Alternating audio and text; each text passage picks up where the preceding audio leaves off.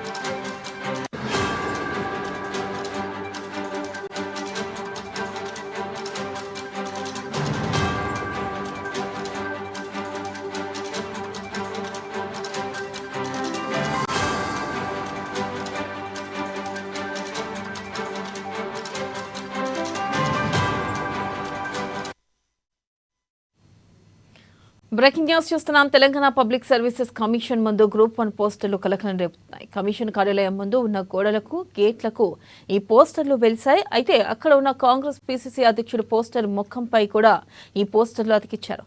దీనిపై మరింత సమాచారాన్ని మా ప్రతినిధి లిఖిత అందిస్తారు. లిఖిత, చెప్పండి, అసలు పోస్టర్లు ఎవరు అతికిచ్చారు, వారి గురించి ఏమైనా సమాధానం తెలిసిందా? అప్డేట్స్ ఏంటి? లిఖిత, చెప్పండి.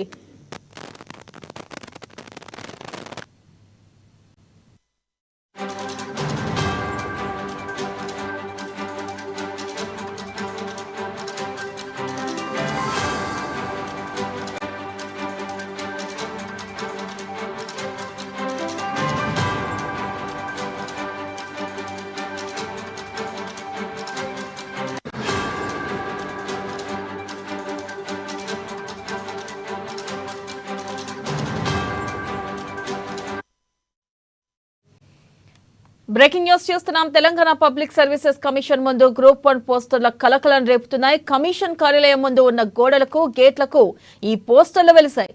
అక్కడే ఉన్న కాంగ్రెస్ పీసీసీ అధ్యక్షుడు పోస్టర్ ముఖంపై కూడా ఈ పోస్టర్లు అతికిచ్చారు. దీనిపై మరింత సమాచారాన్ని మా ప్రతినిధి లిఖిత అందిస్తారు. లిఖిత, చెప్పండి, అసలు పోస్టర్లు ఎవరు అతికించారు? ఒక రకంగా చూస్తుంటే టీజీపీఎస్సీ గ్రూప్ 1 150 పరీక్షలు కూడా రాయలేకపోతుందా, 150 పరీక్షలకు కూడా రాయలేకపోతుందా అంటూ కూడా నిన్న ఒక ప్రశ్నించడం జరిగింది. ఇది ఎవరు రాశారంటారు? అప్డేట్స్ ఏంటి? రైట్ వెన్నెల, ఈ టీజీపీఎస్ కి సంబంధించి చాలా రోజుల నుండి కూడా ఈ నోటిఫికేషన్స్ గొడవ అయితే హల్చల్ జరుగుతున్న పరిస్థితి కనిపిస్తుంది. అయితే దీనికి సంబంధించి ముందుగానే ఈ పోస్టర్ల కలకలం అనేది కొనసాగుతుంది. నిన్న కూడా ఇది టీజీ సంబంధించి గ్రూప్ 4 కు సంబంధించిన పలువురు సభ్యులు ఎవరైతే పీసీసీ చీఫ్ మహేష్ గౌడ్ ఉన్నారో ఆయనను కలిసేందుకు అయితే నాంపల్లికి రావడం జరిగింది. బట్ ఆయన షెడ్యూల్ కాస్త బిజీగా ఉండడంతో కలిసే అవకాశం లేదంటూ కూడా కొంతమంది పోలీస్ అధికారులు వారిని అక్కడే ఉన్న పోలీసు అధికారులు కూడా వెనక్కి పంపించే ప్రయత్నం చేశారు. అయితే ఈ రోజు అనూహ్యంగా ఉదయం లేచేసరికి ఇటు కార్యాలయానికి కావచ్చు, కార్యాలయంలోని కొన్ని ప్రాంతాల్లో కావచ్చు, అంతేకాకుండా పక్కనే ఉన్న పీసీసీ చీఫ్ పోస్టర్ పైన కూడా కొన్ని పోస్టర్లు వెలిశాయి. తెలుగు అకాడమీలో పుస్తకాలు